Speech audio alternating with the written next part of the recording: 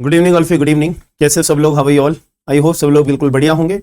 तो जल्द से जल्द अपने क्लास को ज्वाइन कर लीजिए। चलो ज़्यादा देरी ना करते हुए आज की क्लास हम अपनी स्टार्ट करते हैं। इंडियन कॉन्ट्रैक्ट एक्ट, ठीक है। तो लास्ट क्लास में हमने जो चीज़ें पढ़ी थी, आई होप आप लोग रिवाइज करके आए होंगे। जैसे मैंने आपको बार बार बोला हुआ है कि जब भी आप क्लास अटेंड करने के लिए आते हो ना, तो आपको पुरानी चीज़ों को रिवाइज करके आना ज़रूरी है। तब जाके आप नई चीज़ें पढ़ोगे, पुरानी चीज़ों को रिकॉल करोगे, तो एक कॉम्बिनेशन रहेगा, तो ईजी रहेगा हमसे सब्जेक्ट पढ़ना। ठीक है जी। चलो अभी धीरे धीरे लोगों को आने देते हैं, ज्वाइन होने देते हैं, ठीक है। और आज की क्लास बहुत ज्यादा इंपॉर्टेंट होगी, ठीक है। थोड़ा सा ध्यान ज्यादा लगाना और चीजें आपको समझ में ज्यादा आएंगी। तो अभी इतने लोगों को आने देते हैं, हम इतना पुराना 5 मिनट के अंदर रिवाइज कर लेते हैं। हमने लास्ट क्लास में क्या पढ़ा था? इंडियन कॉन्ट्रैक्ट एक्ट हमारा जो है कितने चैप्टर्स के अंदर है? 11। तो हमने चैप्टर्स को क्लासिफाई करा था कि हर एक चैप्टर के अंदर क्या क्या बातें बता रखी हैं। तो चैप्टर नंबर 1 हमारे को क्या बताता है? कॉन्ट्रैक्ट का फॉर्मेशन, कॉन्ट्रैक्ट फॉर्म कैसे होगा। चैप्टर नंबर 2 के अंदर हमने क्या पढ़ा था? वॉइडेबल कॉन्ट्रैक्ट क्या होते हैं और वॉइड एग्रीमेंट्स क्या होते हैं। अब ये वॉइड एग्रीमेंट्स क्यों मैं वर्ड यूज कर रहा हूं, वॉइडेबल कॉन्ट्रैक्ट क्यों वर्ड यूज कर रहा हूं, कल की क्लास में मैंने आपको एक्सप्लेन किया था, ठीक है। तीसरी बात हम यहां पे और क्या पढ़ते हैं? चैप्टर नंबर 3 हमें किस बारे में बताता है? गुड इवनिंग अमित, ठीक है। चैप्टर नंबर 3 हमें बताता है कंटीजेंट कॉन्ट्रैक्ट्स हमारे कौन से होते हैं और कंटीजेंट एग्रीमेंट्स हमारे कौन से होते हैं। चैप्टर नंबर 4 हमें क्या बताता है? चैप्टर नंबर 4 बताता है परफॉर्मेंस ऑफ द कॉन्ट्रैक्ट कैसे होगा। चैप्टर नंबर 5 हमें क्या बताता है? क्वासी कॉन्ट्रैक्ट्स कौन से होते हैं। चैप्टर नंबर 6 हमें बताता है ब्रीच ऑफ द कॉन्ट्रैक्ट कैसे होगा। एंड चैप्टर नंबर 7 हमें बताता है जो सेल्स ऑफ गुड्स एक्ट के जो हमारे प्रोविजंस है उसको रिपीट करके एक नया कानून 1930 के अंदर सेल्स ऑफ गुड्स एक्ट के नाम से बना दिया गया था। चैप्टर नंबर 8 हमें बताता है इंडेमनिटी एंड गारंटी के बारे में। एंड चैप्टर नंबर 9 हमें बताता है चैप्टर 9 हमें क्या बताता है? बेलमेंट एंड प्लेज के बारे में। एंड चैप्टर नंबर 10 हमें बताता है एजेंसी के बारे में। और चैप्टर नंबर 11 हमें बताता है इंडियन पार्टनरशिप एक्ट के बारे में। और इंडियन पार्टनरशिप एक्ट के जो प्रोविजंस है उनको रिपील्ड कर दिया गया है 1932 के अंदर। तो ये क्लासिफिकेशन हमारे टिप्स पे 11 चैप्टर्स याद हो गए हैं। हाँ यार, अब इनके अंदर हम बातें धीरे धीरे बेसिस पे पढ़ेंगे। और मैं आपको थोड़ा सा डिस्क्लेमर दे देता हूं, इनिशियल की 5 से 7 क्लासेस ना हमारी थोड़ी इंट्रोडक्शन के बेसिस पे जाती हैं। और ये जो इंट्रोडक्शन क्लास है, अगर आप ये पूरी थॉरोली लॉयल्टी के साथ अगर अटेंड कर लोगे, पूरा का पूरा कॉन्ट्रैक्ट एक्ट आपको समझ में आ जाएगा कि कहना क्या चाह रहा है, कौन से सेक्शन में ये बात क्यों लिखी हुई है, कौन से सेक्शन के अंदर क्या बात लिखी हुई है। सेक्शन नंबर्स आपको याद होने लग जाएंगे हाथों हाथ, ठीक है। बट वो ये शर्त आपको ये मेरी निभानी पड़ेगी कि जो पुराना पढ़ाया जा रहा है वो आप रिवाइज करके लाइव क्लास जब अटेंड करोगे तो आपके दिमाग में जो कंफ्यूजन पैदा होनी चाहिए वो ऑटोमेटिकली दूर होती चली जाएंगी। बट साथ में रिवीजन भी करनी है, तो वो चीजें आपको याद होती रहेंगी, ठीक है। फिर जो ये मन में डर होता है ना, यार इंडियन कॉन्ट्रैक्ट एक्ट है, तो वो डर भी आपका जड़ से खत्म हो जाएगा। प्लस मेंस के अंदर जो क्वेश्चन बन सकते हैं, पूछे जाते हैं, पूछे गए हैं, उनको हमें कैसे जवाब देना है, क्या लिखना है, ठीक है, वो भी धीरे धीरे आपको चीजें मैं समझाता रहूंगा, ठीक है जी। चलो अभी एक मेंस का क्वेश्चन है। आज की क्लास से मैं आपको थोड़ी एक लेवल के ऊपर लेके जाएंगे। तो ये बोर्ड पे दिखाई दे रहा होगा ना, तो ये क्वेश्चन लिखा हुआ है, क्या इंडियन कॉन्ट्रैक्ट एक्ट हमारा एग्जॉस्टिव है? ये क्वेश्चन मैंने क्लास नंबर 1, जो हमने इंट्रोडक्शन नंबर क्लास 1 हमने अटेंड करी थी ना, ली थी, उसमें भी आपसे डिस्कस किया था। और वहां पे मैंने आपको प्रॉमिस भी किया था कि ये वाला क्वेश्चन मैं आपको बहुत अच्छे से समझाऊंगा। तो बताओ जरा, इंडियन कॉन्ट्रैक्ट एक्ट हमारा एग्जॉस्टिव नेचर है या नहीं है? आप क्या बताना चाहोगे इसके बारे में? एग्जॉस्टिव का मतलब ये होता है कि एक इंडियन कॉन्ट्रैक्ट एक्ट में पूरे के पूरे कॉन्ट्रैक्ट के बारे में बता रखा है। दुनिया संसार के जितने मर्जी कॉन्ट्रैक्ट्स होते हैं, जितने तरह के कॉन्ट्रैक्ट्स होते हैं, जितनी फॉर्मेलिटीज होती हैं, वो सारी चीजों के बारे में हमारा इंडियन कॉन्ट्रैक्ट एक्ट बताता है क्या? तो क्या इंडियन कॉन्ट्रैक्ट एक्ट हमारा एग्जॉस्टिव है क्या? Good evening all of you. तो ये मेरा सवाल है आप लोगों से, इसका जवाब क्या होगा? अरे भैया नहीं, सीधी सी बात है यार, नहीं। इंडियन कॉन्ट्रैक्ट एक्ट सारे कॉन्ट्रैक्ट्स के बारे में, सारे टाइप्स ऑफ कॉन्ट्रैक्ट्स के बारे में, हर तरह के कॉन्ट्रैक्ट्स के बारे में नहीं बताता है। एक बात ये क्लियर हो जाती है, एक ये बात क्लियर हो जाती है,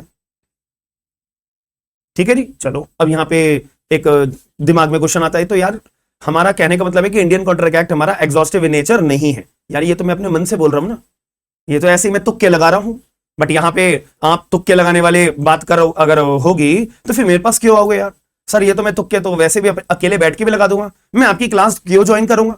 मैं आपकी क्लास ज्वाइन करने के लिए आया हूं इसीलिए तो, ताकि मेरे को थोड़ा एक्स्ट्रा ऑर्डिनरी चीजें पता लगे जो मुझे पहले कभी नहीं बताई गई है, ठीक है जी। तो आपके हाथों में बेरेक्स होने चाहिए, याद रखना। इंडियन कॉन्ट्रैक्ट एक्ट का बेरेक्ट अपना ओपन करिए, उसमें प्रियम्बल एक बार ओपन करिए। इंडियन कॉन्ट्रैक्ट एक्ट का बेरेक्ट ओपन करने के बाद में please kindly open the preamble. Preamble पढ़ने के बाद में आपका जो ये सवाल का जवाब है ना कि हमारा Indian contract act exhaustive in nature है, नहीं है, तो ये नो जो आंसर है ना, ये थोड़ा सा क्लियर होगा। एक बार प्रियम्बल ओपन करिए, तो प्रियम्बल में हमें क्या बता रखा है? It is expedient to define and amend the certain parts of the contract या certain parts of the law relating to the contracts. यही प्रियम्बल सभी के बेरेक्स में लिखा हुआ है, बताओ जरा, किसी के बेरेक में कोई अलग प्रियम्बल लिखा है क्या इंडियन कॉन्ट्रैक्ट एक्ट का? नहीं लिखा होगा। तो ये दोबारा पढ़ते हैं, प्रियम्बल में हमें क्या लिखा हुआ है? It is expedient to define and amend certain parts. ये सर्टेन पार्ट्स पे आप सर्कल कर लो एक बारी।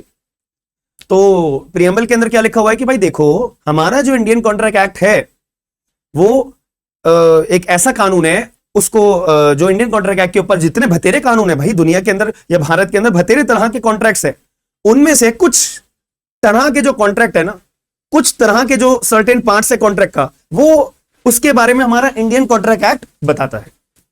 उन कॉन्ट्रैक्ट्स के बारे में हमारा इंडियन कॉन्ट्रैक्ट एक्ट बताता है। तो पहले बताओ, एक बात क्लियर हुई या नहीं हुई कि ये जो इंडियन कॉन्ट्रैक्ट एक्ट है, भैया प्रियम्बल भी यही कह रहा है कि सारे कॉन्ट्रैक्ट्स के बारे में हमारा ये इंडियन कॉन्ट्रैक्ट एक्ट डील नहीं करता, सर्टेन पार्ट्स के बारे में डील करता है। सर्टेन पार्ट्स को डिफाइन करा हुआ है, सर्टेन पार्ट्स को अमेंड करके कानून बनाया हुआ है। हाँ है ना? बताओ क्लियर हो रही है ये बात? ये प्रियम्बल समझ में आ गया या नहीं? तो प्रियम्बल पढ़ने के बाद भी क्लियर हो रहा है कि यार पूरी बात नहीं कर रहा, आईसीए हमारी सारे कॉन्ट्रैक्ट्स के बारे में नहीं बता रहा, कुछ कॉन्ट्रैक्ट्स के बारे में बता रहा है, सर्टेन पार्ट्स। क्लियर हुई मेरी बात? पहले तो बताओ, ठीक है। अब अगर एग्जामिनर मुझसे ये क्वेश्चन पूछे मेंस के अंदर 10 मार्क्स के लिए, तो क्या मैं प्रियम्बल एक्सप्लेन करूंगा? बिल्कुल करूंगा। अब और कहां लिखा हुआ है? एक बारी सेक्शन नंबर 1 के सेविंग क्लॉज के ऊपर आ जाओ। एक बारी सेक्शन नंबर 1 के सेविंग क्लॉज के ऊपर आ जाओ। तो सेक्शन नंबर 1 के अंदर सेविंग क्लॉज है, इसमें क्या लिखा हुआ है? Nothing here in contain shall affect the provisions of any statute, act, regulation not hereby expressly repealed, nor any usage or custom of trade, nor any incident of any contract not inconsistent with the provision of this act। भाई राम, ये क्या बोल गया? इसमें बस इतनी सी बात बोली हुई है, इसमें बस एक इतनी छोटी सी बात बोली हुई है कि हमारा जो ये इंडियन कॉन्ट्रैक्ट एक्ट है ये 1872 में आया है। तो मान लेते हैं भारत के अंदर 1872 से पहले अगर कोई कस्टम का मतलब पता है? रीति रिवाज। कस्टम का मतलब होता है ना रीति रिवाज। यार देख, तू और मेरे भाई, तू और मैं भाई हैं, ठीक है। आज हम कॉन्ट्रैक्ट अपना बना लेते हैं, फिर हमारे बच्चे भी यही कॉन्ट्रैक्ट बनाएंगे, बच्चों के बच्चे भी ऐसे ही कॉन्ट्रैक्ट बनाएंगे, बच्चों के बच्चों के बच्चे भी ऐसे ही कॉन्ट्रैक्ट बनाएंगे। तो एक रीति रिवाज बन चुका है कि इस परिवार में कॉन्ट्रैक्ट अगर बनाना होता है तो इनके पूर्वजों ने एक कस्टम पैदा करा था, एक कस्टम बनाया था कॉन्ट्रैक्ट बनाने का, तो वो कस्टम अभी तक चलता आ रहा है। समझ में आ रही मेरी बात? थोड़ा सा भी समझेंगे।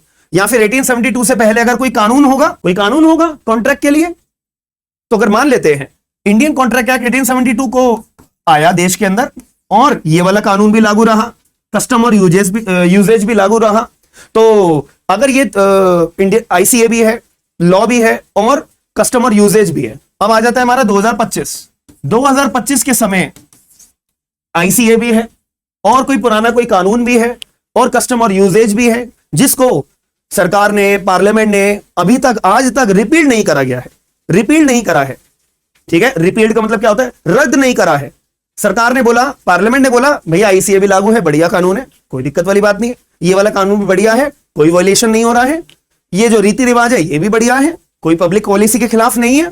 तो यहां पे हमारा सेक्शन नंबर 1 के सेविंग क्लॉज में बोल दिया गया कि अगर इंडियन कॉन्ट्रैक्ट एक्ट के अलावा अगर कोई कानून है लागू, इंडियन कॉन्ट्रैक्ट एक्ट के अलावा अगर कोई कस्टम और यूजेज है लागू, जो चल रहा है अपना, जो चल रहा है, तो कोई बात नहीं, इंडियन कॉन्ट्रैक्ट एक्ट लागू अपना पीछे हो जाएगा और ये वाला कानून लागू रहेगा या कस्टम और यूजेज अपना लागू रहेगा, बात खत्म। जैसे कि मैंने आपको बताया भैया, हमारे परदादा ने ना एक कॉन्ट्रैक्ट बनाने की एक रीति रखी थी कि अगर कड़ा उतार के किसी दूसरे को पहना दूंगा ना मैं, तो ये माना जाएगा कि मेरा और इसका कॉन्ट्रैक्ट बन चुका है। ये हमारे दादाजी पर दादाजी ने ये कस्टम बनाया था।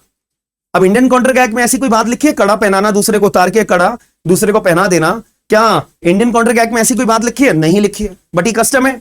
तो वैसे केस में कस्टम प्रिवेल करना चाहिए, नहीं करना चाहिए? करना चाहिए। ये इंडियन कॉन्ट्रैक्ट एक्ट से अधिकार दे रहा है, बिल्कुल दे रहा है। सेक्शन नंबर 1 का सेविंग क्लॉज ये बात बोल रहा है, बिल्कुल बोल रहा है। तो यानी कि इंडियन कॉन्ट्रैक्ट एक्ट के बाहर जाके भी और भी तौर तरीके हैं कॉन्ट्रैक्ट बनाने के लिए? बिल्कुल है यार, बिल्कुल है। कड़ा उतार के दूसरे को पहना दिया, मैंने अपनी माला उतार के दूसरे को पहना दी, कॉन्ट्रैक्ट बन गया। मैं एग्जांपल दे रहा हूं बस आपको कस्टमर यूजेज के लिए। मैंने अपनी माला उतार कर आपको पहना दी है, तो कॉन्ट्रैक्ट बन गया भाई हमारे बीच में। ये पर दादाजी ने मेरे रीति रिवाज अपने रखे थे। मेरी बात समझ में आ रही है या नहीं?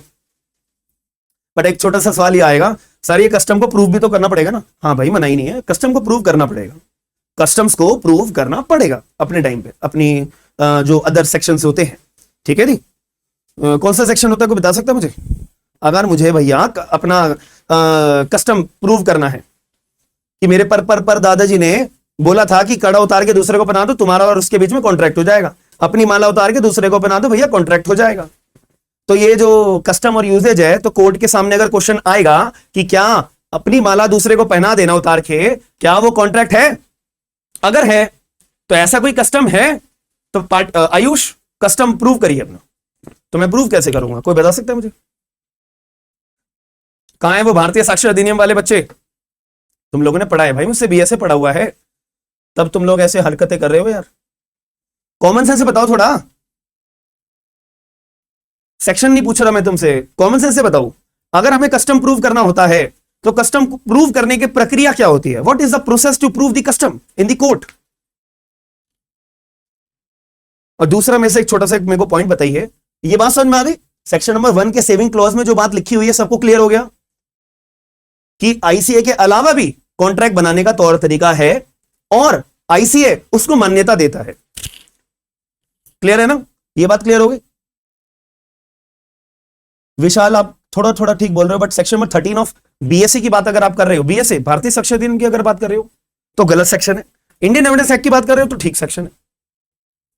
पहली बात, अगर कोई फैक्ट हमें प्रूव करना पड़ता है कस्टम एंड यूजेज के लिए, तो as per section number 11 of BSA, as per section number 11 of Bharatiya Sakshya अधिनियम में लिखा हुआ है कि आप कोई ऐसा पर्टिकुलर ट्रांजैक्शन शो करो, पर्टिकुलर इंस्टेंसेस शो करो जिससे ये बात प्रूव करते हो कि आपका कस्टम प्रिवेल करे। प्लस यहां पे तो अब एग्रीमेंट की बात हो रही है, हाँ है ना, कॉन्ट्रैक्ट की बात हो रही है, तो उसके लिए सेक्शन नंबर 95 आता है भारतीय साक्षर अधिनियम का, और इंडियन एविडेंस एक्ट के अंदर सेक्शन नंबर 92 आता है। पढ़ के कभी खोला है जीवन में? पढ़ा है ये सेक्शन किसी ने? आज पढ़ना भाई, होमवर्क है तुम लोगों का। ये ना मेंस के अंदर बहुत अच्छे लेवल का पूछा जाता है ये वाला सेक्शन, और अगर आ गया समझ में तो कुछ भी नहीं है, नहीं आया समझ में तो बहुत कुछ है। तो उसके अंदर लिखा हुआ है section number 95 of Bharatiya Sakshya Adhiniyam as well as section number 92 of Indian evidence act के अंदर ये बात लिख दी गई है कि अगर कोई भी कॉन्ट्रैक्ट रिटर्न में होता है ना, लिखित में होता है, और हमें कस्टम अगर प्रूव करने की बारी आती है तो कस्टम हम by way of oral evidences prove कर सकते हैं। ओरल एविडेंसेस के लिए कौन व्यक्ति आएगा? वो व्यक्ति आएगा जो दिग्गज, जो थोड़ा गांव का बहुत पुराना व्यक्ति होगा, बहुत ओल्ड पर्सन होगा, जो सारे के सारे रीति रिवाजों के बारे में जानता होगा। वो गवाही देने आ सकता है कोर्ट में, बिल्कुल आ सकता है कि जज साहब हाँ, इनके पर दादाजी ने ये कस्टम बनाया था, अपना कड़ा उतार के दूसरे को पहना दो, कॉन्ट्रैक्ट है, अपनी माला उतार के दूसरे को पहना दो, कॉन्ट्रैक्ट है। तो इससे एक बात साबित हो जाएगी, कस्टम प्रूव हो रहा है तो कस्टम प्रिवेल करना चाहिए, करना चाहिए, बात खत्म। तो क्लियर हुई सबको पहले बात? तो ये सारी बातों से एक बात क्लियर होती है, सेक्शन नंबर 1 के सेविंग क्लॉज से हमें एक बात प्रूव होती है कि इंडियन कॉन्ट्रैक्ट एक्ट अपने आप में एग्जॉस्टिव नहीं है यार, it is not exhaustive law. There are some more ways to create a contract, to make an agreement. Am I clear? ठीक है। अब एक बारी सेक्शन नंबर 10 एक बारी ओपन अप करिए, एक बारी सेक्शन नंबर 10। अच्छा, कल मैंने आपको, कल जो हमारी पहली इंट्रोडक्शन क्लास थी, दूसरी इंट्रोडक्शन क्लास थी, मैंने आपको एक चीज सिखाई थी। क्या सिखाई थी भाई? कि एग्रीमेंट अपने आप में मैंने बना लिया, दो लोगों ने अपना मन बनाया कि क्या कोई ये पेन मेरे से खरीदना चाहता है। लिप्सा ने बोला सर मैं खरीदना चाहती हूं, तो मैंने बोला लिप्सा 10 रुपए में बेचूंगा मैं। लिप्सा ने कहा हाँ सर मैं 10 रुपए में खरीदना चाहती हूं। तो मैंने लिप्सा को ऑफर करा, प्रपोज करा, और लिप्सा ने एक्सेप्ट करा। एक्सेप्टेंस ही है। तो जब अपने आप में प्रपोजल को हम एक्सेप्ट कर लेते हैं तो हमारे बीच में क्या बन जाता है? एक एग्रीमेंट बन जाता है। कंसिडरेशन अगर हो जाती है तो एग्रीमेंट बन जाता है। ये बात तो बेसिक बात क्लियर है अभी के पर्सपेक्टिव में। बाकी तो इस लाइन के बारे में जो मैंने बोली है ना, बहुत डिटेल में पढ़ेंगे, बट अभी करंटली अगर कोई मुझसे पूछेगा तो मैं ये मतलब बता सकता हूं कि एग्रीमेंट कैसे बनता है। अगर कोई ऑफर करता है और एक्सेप्टेंस होती है तो प्रॉमिस बनता है। प्रॉमिस अगर हमारा कंसिडरेशन साथ में मिल जाता है देन उसको हम क्या बोलते हैं? एग्रीमेंट बोलते हैं। ये बेसिक बातें समझ में आ गई? ठीक है। बट अगर कोई एग्रीमेंट को मुझे कॉन्ट्रैक्ट बनाना है, अगर कोई एग्रीमेंट को मुझे कॉन्ट्रैक्ट बनाना है भैया, वो कैसे बनाऊंगा यार मैं? वो बनाया जाता है एनफोर्सिबिलिटी से। अगर एग्रीमेंट के साथ एनफोर्सिबिलिटी मिल जाती है तो इन दोनों को मिलाकर हम क्या बोलते हैं? यार मेरा अब कॉन्ट्रैक्ट बन चुका है, मेरा अब कॉन्ट्रैक्ट बन चुका है, हाँ है ना। अब एक छोटा सा और मेरे दिमाग में बात आ जाती है कि भाई ये जो एनफोर्सिबिलिटी है, इसके ये मुझे एनफोर्सिबिलिटी मिलेगी कैसे? How I can say that कि आई गेन दी एनफोर्सिबिलिटी, मुझे एनफोर्सिबिलिटी मिल चुकी है, ये बात मुझे कैसे पता लगेगी? कौन बताएगा मुझे? तो इसके लिए सेक्शन नंबर 10 पढ़ना पड़ता है। इसके लिए सेक्शन नंबर 10 हमें पढ़ना पड़ता है। सेक्शन नंबर 10 एक बार ओपन अप करिए, जरा देख लेते हैं यार किस किस तरह की एनफोर्सिबिलिटी के बारे में बात करी हुई है, कि वो सारी चीजें अगर मेरे पास आ गई हैं तो मान लिया जाएगा कि हाँ भैया मेरे को एनफोर्सिबिलिटी मिल चुकी है, अब मेरा एग्रीमेंट एनफोर्सिबिलिटी मिलने के बाद में कॉन्ट्रैक्ट बन चुका है, हाँ है ना। चलो एक बार पढ़ लो। अच्छा एक छोटी सी बात और समझ लेते हैं, एग्रीमेंट के अंदर अगर एनफोर्सिबिलिटी मिल जाती है तो वो कॉन्ट्रैक्ट बन जाता है। ये सारी की सारी बात कहां लिखी हुई है? ये सारी की सारी बात कहां लिखी हुई है? ये लिखी हुई है सेक्शन नंबर 2H के अंदर, खत्म बात, ठीक है। ये बात लिखी हुई है सेक्शन नंबर 2H के अंदर। तो अगर आपसे कोई पूछेगा भैया कॉन्ट्रैक्ट की डेफिनेशन बताओ, क्या होगा? कुछ भी नहीं होती है, नॉर्मल सी बात है। अगर एक एग्रीमेंट है, एनफोर्सिबिलिटी मिल जाती है, कॉन्ट्रैक्ट बन गया। यही बात सेक्शन 2H के अंदर लिखी है। एनफोर्सिबिलिटी चाहिए ना, तो कैसे लोगे वो? सेक्शन 10 के अंदर। अब सेक्शन नंबर 10 अभी हम रीड कर लेते हैं, ठीक है। सेक्शन नंबर 10 अभी हम रीड कर लेते हैं, क्या कहना चाह रहा है यार, एनफोर्सिबिलिटी में क्या क्या बातें आती हैं, जरा पढ़ लेते हैं। मेरे कृपया करके सभी लोग ओपन करके रखिएगा, मेरे भरोसे मत चलना, मैं कभी भी धोखा दे देता हूं, ठीक है। तो अपने बेरेक्ट खुद पढ़ो, मेरे साथ साथ मत पढ़ना कि हाँ चल सर बोल तो रहे हैं, सर की आवाज सुन लेंगे काम खत्म हो जाएगा, बेरेक्ट क्यों खोले, ऐसे मत करना भाई, क्योंकि मैं धोखा दे देता हूं। चलो सेक्शन नंबर 10 क्या करें? What agreements are contracts. ओहो, हेडिंग भी यही है, कौन से एग्रीमेंट को कॉन्ट्रैक्ट मानेंगे? तो all agreements are contracts. Very nice यार, सारे एग्रीमेंट कॉन्ट्रैक्ट है। क्या ये लाइन सही है? देखो एग्जाम में ना क्वेश्चन आता है मेंस में, all contracts are agreements but all agreements are not contracts, kindly explain, 10 marks. लिखो जी, लिखो, क्या लिखोगे इसमें? सीधी सी बात है, वो आपसे क्वेश्चन में क्या पूछ रहा है भाई, एग्जामिनर आपसे क्या पूछ रहा है कि आप मुझे एनफोर्सिबिलिटी बताइए कि एक एग्रीमेंट को अगर एनफोर्सिबल हम कर देते हैं तो कॉन्ट्रैक्ट बनता है, तो एनफोर्सिबिलिटी में क्या क्या चीजें आती है वो एक्सप्लेन करो, काम खत्म। अब मेंस अगर मैंने अपनी कॉपी बना रहा हूं, उसमें बातें लिख रहा हूं कि एनफोर्सिबिलिटी में क्या क्या चीजें आती हैं, पहले से अपना आंसर प्रिपेयर कर रहा हूं, तो एग्जाम में अगर मेरे से क्वेश्चन आएगा तो आंखें बंद करके मैं लिख दूंगा, 10 में से मेरे 7 नंबर तो पक्के हैं ही, हाँ है ना। इसी को मेंस की तैयारी बोलते हैं, इसी को मेंस की तैयारी बोलते हैं, क्लियर है। और ये सेक्शन 10, सेक्शन 2H और चैप्टर जो 11 चैप्टर्स है, कौन से चैप्टर में क्या बात बोली है, ये अगर आपने दिमाग में अपनी रिटेन करके रखी हुई है, इसी को प्रीलिम्स की तैयारी बोलते हैं, इसी को प्रीलिम्स की तैयारी बोलते हैं। प्रीलिम्स के लिए जितनी बातें याद रही, मेंस के लिए जितनी बातें लिखनी आई, तो आप समझ लेना आपका दोनों का कॉम्बिनेशन अगर है तो जुडिशरी क्लियर करने से आपको कोई नहीं रोक सकता है, ठीक है जी। बट डेली काम करना पड़ेगा, ऐसा नहीं आज कर लिया परसों नहीं करा, परसों कर लिया एक दिन नहीं करा, काम नहीं चलेगा भाई फिर ऐसे। तो यानी कि आप दूसरे अपनी चेयर दूसरे को डोनेट कर देना, फिर साफ सीधी बात है, ठीक है। चलो अभी हम आ जाते हैं। तो all agreements are contracts if they are made by free consent. ओहो हो, अब एनफोर्सिबिलिटी अगर मुझे चाहिए ना, तो सबसे पहले एनफोर्सिबिलिटी मैं यहां लिख रहा हूं, ठीक है। सबसे पहले एनफोर्सिबिलिटी के लिए मुझे क्या चाहिए? फ्री कंसेंट चाहिए, ठीक है। यानी कि मैं जो है अपनी मर्जी से लिप्सा को ये पेन बेचने के लिए ऑफर करना चाहिए, मेरे को कोई बंदूक लेके मेरे पे ना खड़ा हो। और लिप्सा भी जब ये एक्सेप्ट कर रही है ना पेन खरीदने का प्रपोजल, तो लिप्सा भी अपनी मर्जी से करे, लिप्सा के ऊपर भी कोई बंदूक डाल के ना खड़ा हो, ठीक है। फ्री कंसेंट जब भी तो मानी जाएगी, एम आई क्लियर? चलो और क्या बोला है? Competent to the contract. अब कंपिटेंसी की बात करी जा रही है। अब कंपिटेंसी का मतलब क्या भाई? देखो सीधी सी बात है, कंपिटेंसी का मतलब एटलीस्ट लिप्सा और मैं इतने उम्र के सक्षम होने चाहिए कि हम कॉन्ट्रैक्ट बना सके, यानी कि हम क्लियर बात बोले 18 साल as per the Indian majority act, 18 साल का एटलीस्ट मैं होना चाहिए ऑफर करने के लिए। लिप्सा एटलीस्ट आप 18 साल के होने चाहिए ऑफर करने के लिए, एम आई क्लियर? तब जाके कंपिटेंसी आएगी, ओके। एंड और क्या बात बोली? Lawful consideration. अब ये पेन खरीदना बेचना अपने आप में लॉफुल है, कोई ड्रग्स वगैरह तो नहीं बेच रहा मैं, नहीं भाई। और लॉफुल ऑब्जेक्ट की बात कर लेते हैं।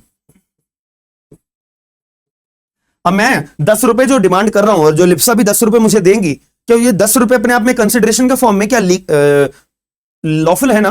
पैसे का खरीदना बेचना, पैसे को लेना और पैसे को देना, उससे सामान खरीदना बेचना अपने आप में लॉफुल है ना? बिल्कुल है। और ये पेन खरीदना बेचना अपने आप में लॉफुल है ना? हाँ लॉफुल है। और क्या बोले? Not expressly to be declared as void. मैं यहां लिख देता हूं नॉट डिक्लेयर्ड एज वॉइड, या नॉट वॉइड लिख देता हूं, ठीक है। और मैं अपने आप में वॉइड डिक्लेयर नहीं होना चाहिए कानून की नजर में, क्या आयुष सर को वॉइड डिक्लेयर किया जाता है, ये बहुत चीटर व्यक्ति है, ठीक है, ऐसा नहीं होना चाहिए। Am I clear? तो अगर ये 5 चीजें मेरे पास हैं तो ये माना जा सकता है कि यार मैं अब एनफोर्सिबिलिटी मेरे एग्रीमेंट को मिल चुकी है। अगर ये 5 चीजें हैं तो ये माना जा सकता है कि मुझे एनफोर्सिबिलिटी मिल चुकी है, माने जा सकता है, बिल्कुल माना जा सकता है। Am I clear? तो दोबारा मेरे साथ बोलो, एनफोर्सिबिलिटी एग्रीमेंट के साथ अगर एनफोर्सिबिलिटी मिल जाती है तो कॉन्ट्रैक्ट बन जाता है। अभी एनफोर्सिबिलिटी मुझे मिलेगी कैसे? 5 चीजें। पहला, free consent, competent, lawful object, lawful consideration, not to be expressly word लिखा है, यानी लिखित तौर पे, not to be expressly declared as void. बताओ जरा, यहां तक कहानी समझ में आ रही है नहीं आ रही? कुछ सर के ऊपर से तो नहीं जा रहा? कुछ कॉम्प्लिकेटेड तो नहीं लग रहा? हैक्टिक तो नहीं लग रहा?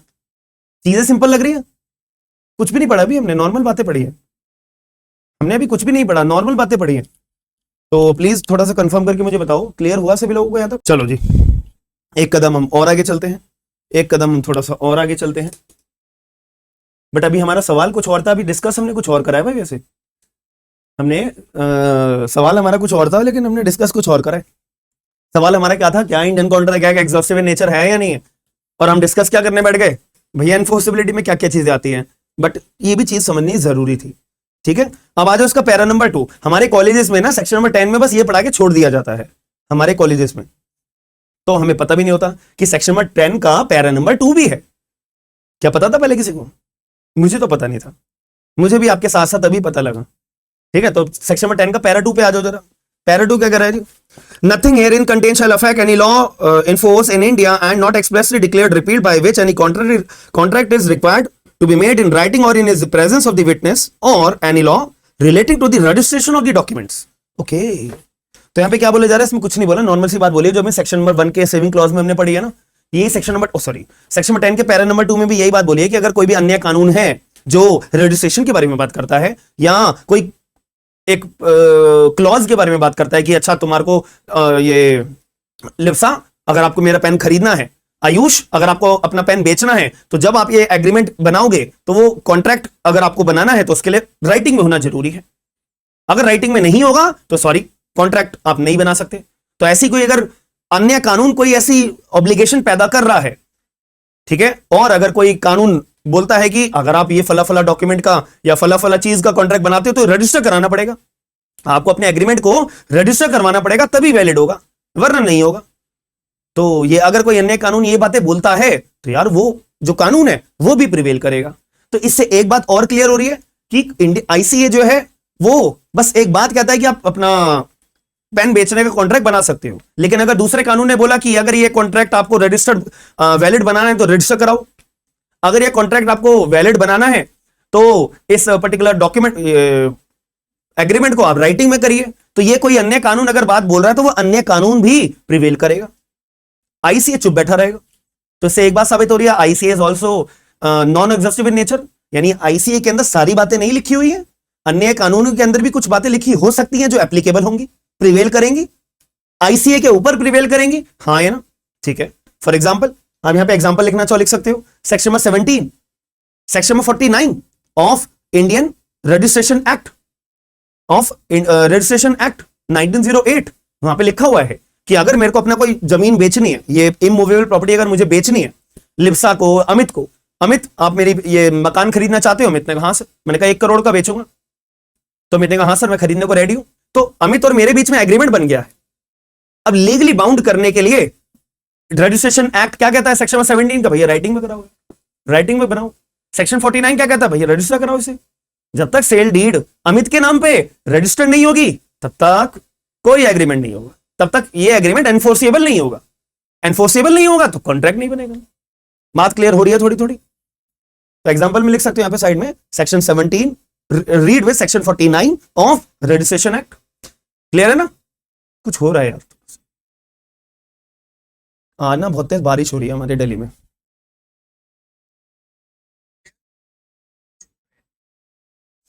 ठीक है, आज बहुत तेज बारिश हो रही है। चलो कोई बात नहीं, लाइफ गोज ऑन, वरना तो ऐसे ही चलता रहता है। तो मैं रब कर रहा हूं ये सब बातें। अब सेक्शन में 190 पे आ जाओ। सेक्शन में 190 एजेंसी के बारे में होगा थोड़ा बहुत, ठीक है। अभी थोड़ा सा इसको रब कर दो। चलो सेक्शन नंबर 190 क्या कहता है जी? सेक्शन नंबर 190 पे आ जाओ, क्या कह रहा है जरा देख लो। हाँ, when agent can not delegate, when agent can not delegate. अच्छा एक बात भी तो होती है ना, ये भी तो होता है ना, प्रथाएं अपनी होती है। चलो मैं बताता हूं अभी क्या लिखा है। An agent can not lawfully employ another to perform acts which he has expressly or implied undertaken to perform personally unless by the ordinary custom of trade a sub agent may, or from the nature of the agency a sub agent must may employed। यार ये तो थोड़ा सा technical बात आ गई, क्या बोल गया कुछ समझ में नहीं आ रहा। अरे सीधी सी बात है, मैं एजेंट हूं एक, मेरे मालिक ने मेरे को काम दिया करने के लिए कि भाई आयुष तुम ये वाला काम तुम ही करोगे। मैंने कहा ठीक है भाई मैं ही कर दूंगा, चलो ठीक है। अब क्या हुआ कि मैं जिस ऑफिस में काम करता हूं वहां पे एक प्रथा है, एक कस्टम है कि जो मुझे काम दिया गया है ना, तो मैं जो है जागृति को अपॉइंट कर सकता हूं और अपना काम जागृति के ऊपर डेलीगेट कर सकता हूं। जागृति आप करोगे ये काम को, ऐसी प्रथा है, कस्टम है, ठीक है, ऐसी प्रथा है, कस्टम है, ट्रेड की कस्टम है। तो मैंने डेलीगेट कर दिया, क्या बोलते हैं, जागृति को। लेकिन मेरे मालिक ने तो मुझे बोला था काम मैं ही करूंगा, लेकिन एक कस्टम है, जो कस्टम मुझे अलाउ करता है कि जो मैं अपना एजेंट होने के नाते मैं सब एजेंट जागृति को हायर करके उससे काम करवा सकता हूं। एक हमारी प्रथा बनी हुई है हमारी ऑफिस के अंदर, जो सालों से चलती आ रही है, पीढ़ी दर पीढ़ी। तो अगर मैंने अपना काम डेलीगेट एज अ एजेंट, मैंने एक सब एजेंट को अपॉइंट करा जागृति को और अपना काम डेलीगेट कर दिया as a custom of trade के तौर पे, तो as per section 190 of Indian contract act तो वो कस्टम प्रिवेल करेगा। भले भले ही आईसीए के अंदर वो मना करा हुआ है, आईसीए के अंदर ऐसा कोई प्रोविजन नहीं है, लेकिन कस्टम प्रिवेल करेगा, लेकिन कस्टम प्रिवेल करेगा। दैट्स इट, बात क्लियर हो गई। इससे भी एक बात क्लियर होती है कि जहां पे कस्टम प्रिवेल करना चाहिए तो वहां पे आईसीए चुप बैठ जाता है और वहां पे कस्टम प्रिवेल कर सकता है। बट हालांकि ये बात सच है कि कस्टम आपको प्रूव करना पड़ेगा। अब कस्टम कैसे प्रूव करते हैं मैंने आपको थोड़ा बहुत आपको बता दिया। सेक्शन नंबर 11 ऑफ भारतीय साक्ष्य अधिनियम, सेक्शन नंबर 95 ऑफ भारतीय साक्ष्य अधिनियम, सेक्शन नंबर 41-42 सेक्शन है जहां पे हम थर्ड पार्टी को अपॉइंट करते हैं, जो लोग ज्ञान रखते हैं कि ऐसा कस्टम था, कोई बुढ़ा व्यक्ति, कोई ओल्ड पर्सन, ठीक है, जहां पे थर्ड पार्टी की ओपिनियन ली जाती है ना, वहां पे भी प्रोविजन है कि उस सर्कमस्टांसेस में हम अपना कस्टम प्रूव कर सकते हैं, उन सेक्शन का इस्तेमाल करके भी कोर्ट के अंदर। क्लियर है? चलो जी, अब सेक्शन में 211 पे आ जाओ एक बारी जरा। सेक्शन में 211 एक बारी ओपन करिए।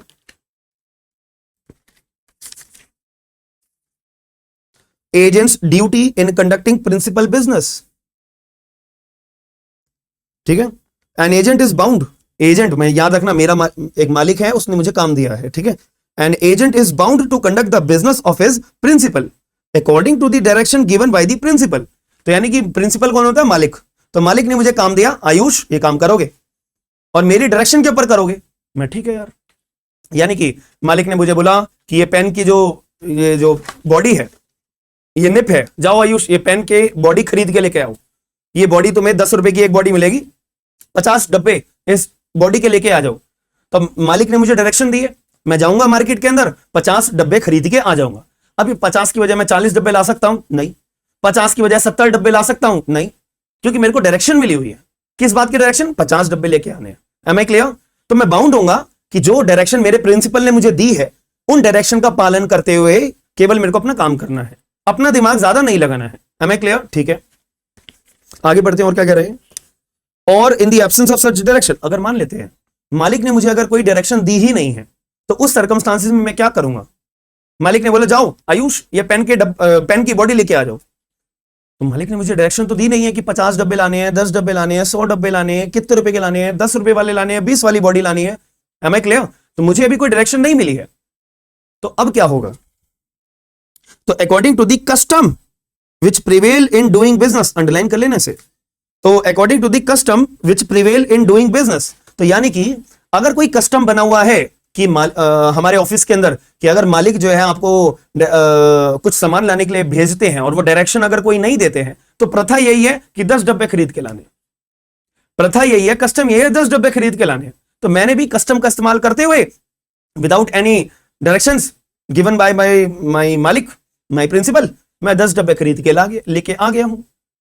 ठीक है, तो वैसे केस में क्या आईसीए कुछ बताता है? आईसीए यहां पे बोलता है कि अगर आपका ऐसा कस्टम बना हुआ है तो कस्टम प्रिवेल करेगा। आईसीएस पे चुप बैठा रहेगा।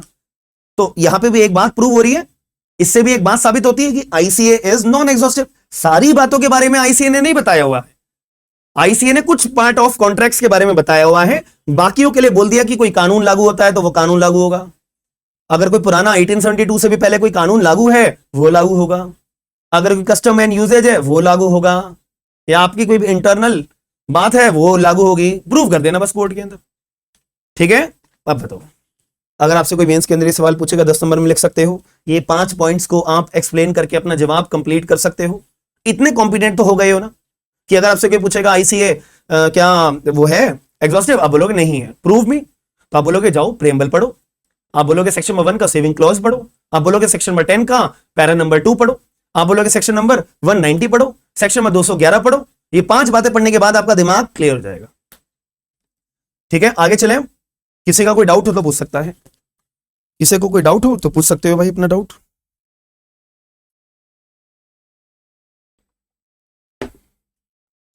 चलिए अब हम थोड़ा सा एक कदम और आगे बढ़ाते हैं, हम एक कदम अपना और आगे बढ़ाते हैं।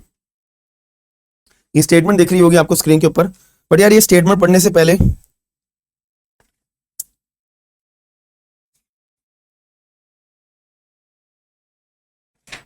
ये स्टेटमेंट अभी मत पढ़ो, ठीक है, अभी रुक जाओ। सेक्शन नंबर 2 ओपन अप करिए, सेक्शन नंबर 2, सेक्शन नंबर 2, ठीक है। ये स्टेटमेंट बाद में पढ़ेंगे, अभी सेक्शन नंबर 2 पे आ जाओ। हमने क्या पढ़ा हुआ है अभी, बेसिक बात क्या है कि एग्रीमेंट पहले बनता है। पहले एग्रीमेंट कैसे बनाते हैं, एक व्यक्ति ऑफर करेगा जिसको मैं प्रपोजल भी बोल सकता हूं, दूसरा व्यक्ति इसे एक्सेप्टेंस देगा। अब अगर कोई व्यक्ति प्रपोजल की एक्सेप्टेंस दे देता है तो बल्ले बल्ले है, यानी कि फिर हमारा प्रॉमिस बन जाता है। अब हमारा एक बार प्रॉमिस बन गया है तो अधूरा है अभी भी, इसके अंदर अगर हम कंसिडरेशन का मिर्ची मसाला मिला देंगे तो हमारे पास क्या बन के तैयार हो जाएगा, एग्रीमेंट बन के तैयार हो जाएगा। अब एग्रीमेंट बेचारा अकेला है, इसको भी किसी के साथ की जरूरत है, तो इसके साथ अगर हम एनफोर्सिबिलिटी मिला देंगे तो हमारे साथ में क्या बन के तैयार हो जाएगा, एट द एंड कॉन्ट्रैक्ट बन के तैयार हो जाएगा, एट द एंड कॉन्ट्रैक्ट बन के तैयार हो जाएगा। एक बात मैंने आपको भी सिखाई थी कि ये वाले पोर्शन को कहां डिफाइन करा हुआ है, सेक्शन नंबर बताओ, मैं भूल गया हूं, आप लोग मुझे याद कराओ एक बारी। एग्रीमेंट के साथ अगर हम एनफोर्सिबिलिटी मिक्स कर देते हैं तो कॉन्ट्रैक्ट बन जाता है। ये बात कहां लिखी हुई है, अभी बताई थी, कहां पे लिखी है, कौन से सेक्शन में लिखी है, मुझे याद कराओ यार, मैं भूल गया। या 2 बच्चों ने बताया बस जवाब, नहीं एक ही बच्चे ने जवाब बताया है। जागृति आपका जवाब गलत है, जागृति आपका जवाब गलत है, या तो शायद आप लेट ज्वाइन हुए होंगे, ठीक है। सभी लोगों के जवाब नहीं आ रहे हैं। I need everyone to be answerable in the chat box so that I can acknowledge how much you just understand. Jagriti अब सही बोला है आपने, वेरी नाइस। तो ये हमारे को बता रखा है सेक्शन नंबर 2H के अंदर, ठीक है। चलो अब भाई इनके बारे में भी तो कहीं ना कहीं बताया होगा, इनको तो बेचारों को अकेला मत छोड़ो। तो ये बातें हमें कहां बता रखी है, थोड़ा हम सेक्शन नंबर 2 को देख लेते हैं एक बार। Section number 2E, E for elephant, तो सेक्शन नंबर 2E को ओपन करो, सेक्शन नंबर 2E को ओपन अप करिए एक बारी।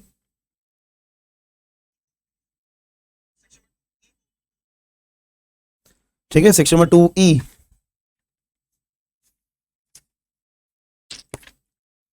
कहां है भाई, हाँ तो क्या लिखा है जी, एवरी प्रॉमिस और set of promise forming the consideration for each other is an agreement. तो एग्रीमेंट कैसे बनता है, एग्रीमेंट अगर मुझसे पूछेगा कि how agreement is made, you can say that every promise और set of promise forming the consideration to each other, forming the consideration for each other is agreement, that's it. क्या मैंने यही लिखा है कि अगर कोई प्रॉमिस या सेट ऑफ प्रॉमिस कंसिडरेशन अगर मिल जाता है तो हमारा एग्रीमेंट बना देता है। क्या यही बात पढ़ी है हमने, तो मैं ये बात बोल सकता हूं कि ये वाला पोर्शन, अभी यार ये क्या है,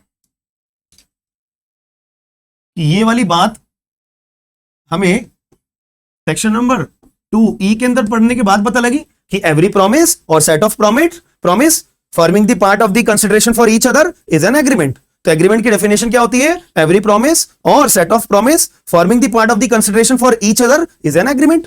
कोई भूलेगा तो नहीं।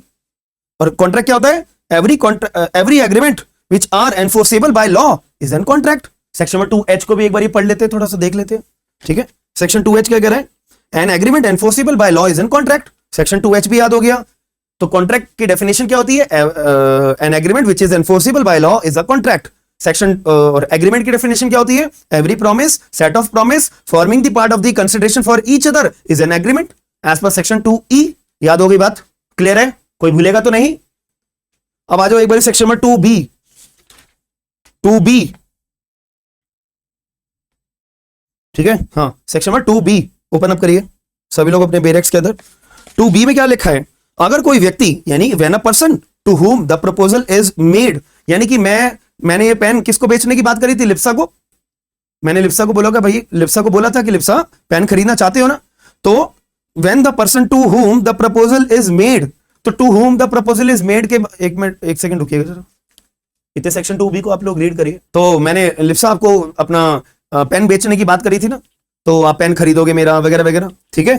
तो यहां पे लिप्सा की बात करी जा रही है। सेक्शन नंबर 2B में लिप्सा की बात करी जा रही है कि अगर जिस व्यक्ति को प्रपोजल दिया गया है वो अगर सिग्निफाई कर दे अपनी एसेंट, अगर वो सिग्निफाई कर दे अपनी एसेंट, तो ये माना जाएगा कि प्रपोजल एक्सेप्ट हो चुका है। ये माना जाएगा प्रपोजल एक्सेप्ट हो चुका है। तो जब प्रपोजल एक्सेप्ट होता है तो हमारा प्रॉमिस बन जाता है।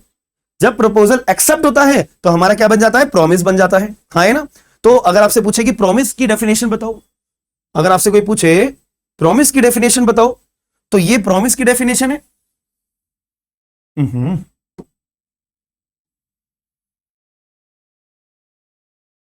सेक्शन नंबर 2B में, हाँ है ना? तो अगर कोई मुझसे पूछेगा कि प्रॉमिस की डेफिनेशन बताओ, तो मैं क्या बोलूंगा? The person to whom the proposal is made signifies his assent thereto. The proposal is said to be accepted.